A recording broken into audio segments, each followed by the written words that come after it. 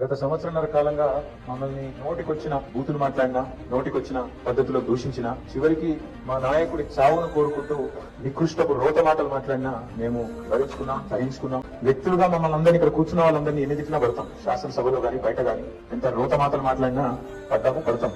కానీ వేల మంది త్యాగాలతో, దశాబ్దాల పోరాటాల ఫలితంగా విద్యార్థులు, ఉద్యోగ సంఘాల నాయకులు పోరాటానికి శ్రీకారం చుట్టి అల్టిమేట్ గా కేసీఆర్ గారి నాయకత్వంలో అమరుల త్యాగాల ఫలితంగా ప్రజల ఆశీర్వాదంతో సాధించిన తెలంగాణ రాష్ట్రాన్ని అవమానించే విధంగా, ఈ రాష్ట్ర భవిష్యత్తుకు ఒక శాపం పెట్టే విధంగా నిన్న ముఖ్యమంత్రి రేవంత్ రెడ్డి మాట్లాడిన దారుణమైన మాటలు ఏవైతున్నాయో అని చూసిన తర్వాత స్వతంత్ర భారతదేశ చరిత్రలోనే అత్యంత అసమర్థుడు, ఒక చేతగాని వాడు, ఒక పనికిరాని దక్షత లేని పాలకుడు ఇంకొకరు లేరు ఈ దేశంలో అనేది మాత్రం తెలిపోయింది. ఒకవేళ నిజంగానే పరిపాలన చేత కాకపోతే తప్పుకో, రాజీనామా పెట్టి నాతో అయితే లేదు, ఢిల్లీకి మూటలు పంపుడు, ఇక్కడ మేనేజ్ చేసుకుని నాతో అయితే లేదు, నేను చేతులు ఎత్తేస్తున్నా, నేను కూడా ఐపీ డిక్లేర్ చేస్తున్నా అని వెళ్ళిపో.